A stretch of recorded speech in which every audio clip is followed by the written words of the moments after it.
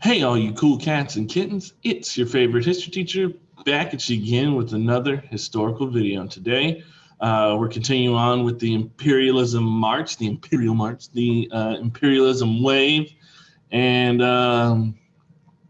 talking about Africa. So, yeah.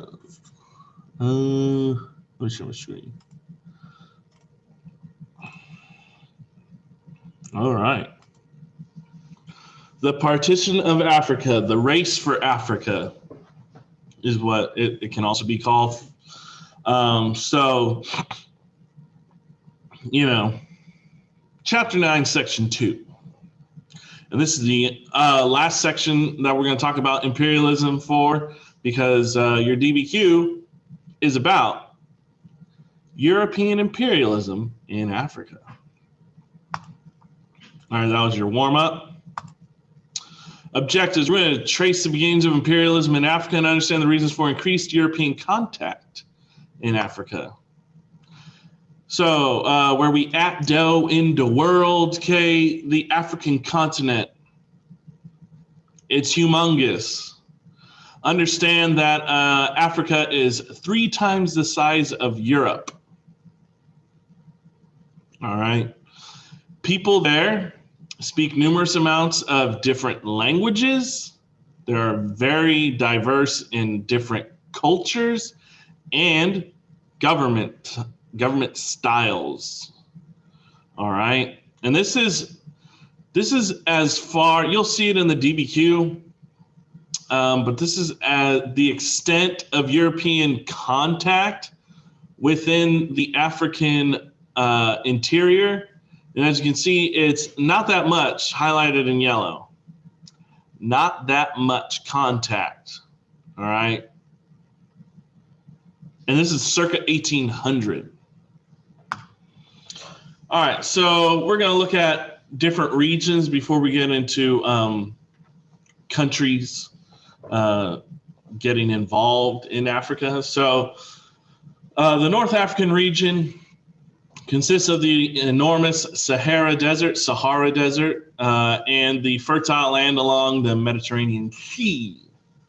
And before 1800, this area was part of the it still is a part of the Muslim world. All right, and they were a part of the declining Ottoman Empire. Okay. So Islamic crusades westward. There was a revival of Islam to spread westward among the Fulani people in Nigeria. And if you remember from our Africa map quiz, Nigeria is kind of like middle north, right? So you have a man named Usman Danfodio, and he denounced the local rulers and called for social religious reforms based on Sharia or Islamic law. And it led to the Fulani and Hausa peoples to rise up against the European rulers in Nigeria. And they set up, rise up against the European rulers there, and they set up a powerful Islamic state in Nigeria. And their successes are going to inspire other Muslim reform movements in Western Africa. That's our guy, Usman Danfodio. East Africa. So Islam, the religion of Islam, had long influenced peoples of East Africa because they are, bordering the Middle East, where Islam is a majority practiced.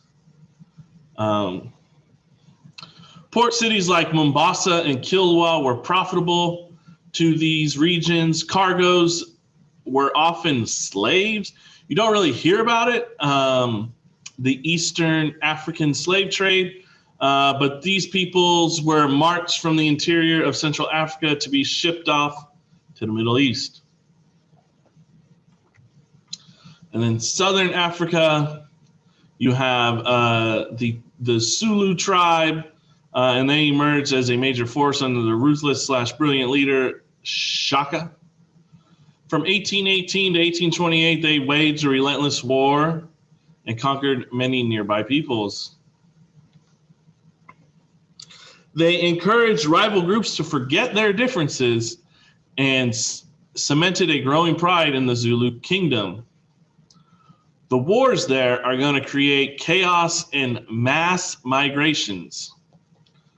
Groups that were displaced by Zulus migrated north. They were conquered still other peoples to create their own kingdom. So even though they left because the Zulus took over their land, those people in turn took over the peoples north of them, their land. All right, so you have a people called the Boers. And no, it's not the hog. By the 1830s, the Zulus faced a new threat, and they were the arrival of well-armed, mounted Boers, the descendants of Dutch farmers who were migrating north from the Cape Colony. And it's important to know that the Cape Colony turns into South Africa, or what is today South Africa. And in 1814, ownership of the Cape Colony turned over from being Dutch-owned to British-owned. So that is important to know, that these descendants of the Dutch are being forced out by the British. And so the Dutch are going to come into contact with the Zulus. The Dutch resisted British laws such as abolishing slavery. To escape this, the British, or to escape the British, they packed up, I don't know why it says backed up, they packed up their bags and headed north, and several Boer families joined what this is called the Great Trek. They're going to come into contact with the Zulus. Fighting will break out, but in the end, Zulu spears didn't stand a chance against Boer guns, and this is what's called the Boer Wars in South African history. Slaves. So like we kind of talked about in the early 1800s, nations, European nations started outlawing slavery. However, the East African slave trade continued to Asia, like I just said.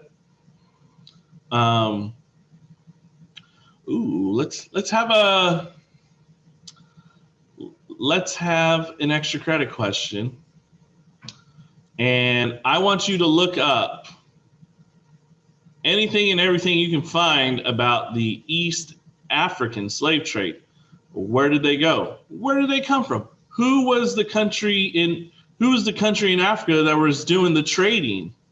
You know, who thought they were so much better than other Africans that they take them from the Central African region, march them eastward, and then sell them off? Where did they go? Did they go to Saudi Arabia? Did they go to Turkey? Did they go to Iraq, Iran, India? Where did they go? Okay, so that might be worth a lot of extra credit. So look it up. I might add it to your essays. In 1787, the British organized Sierra Leone in Western Africa as a colony for former slaves. Later on, free blacks from the U.S. settled in nearby Liberia. And then Liberia is going to become an independent republic in 1847. All right, so the Scramble. And the Scramble really starts with this evil man, King Leopold.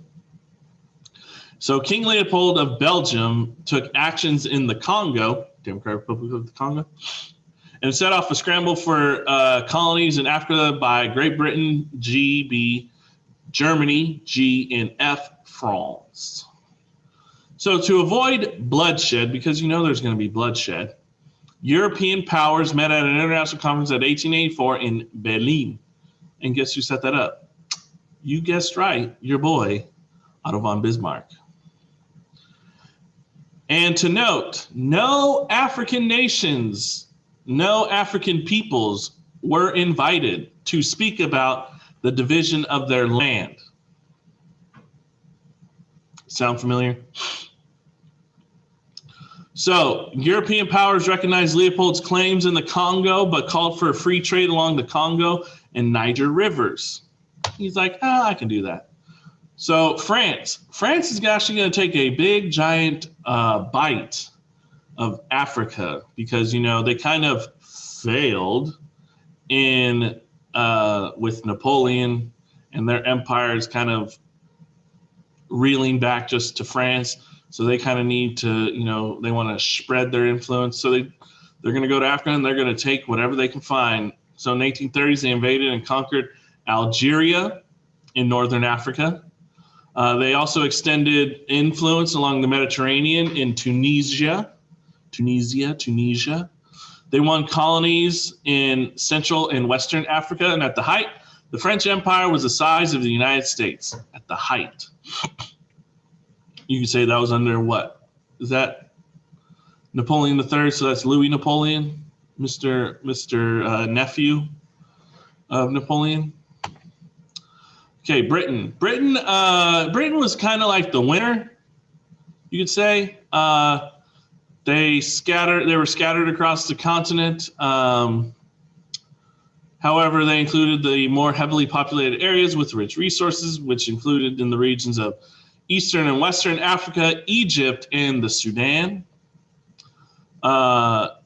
In Southern Africa, they clashed with the Boers in the early 1800s. The discovery of gold and diamonds in Boer lands led to conflicts with Britain.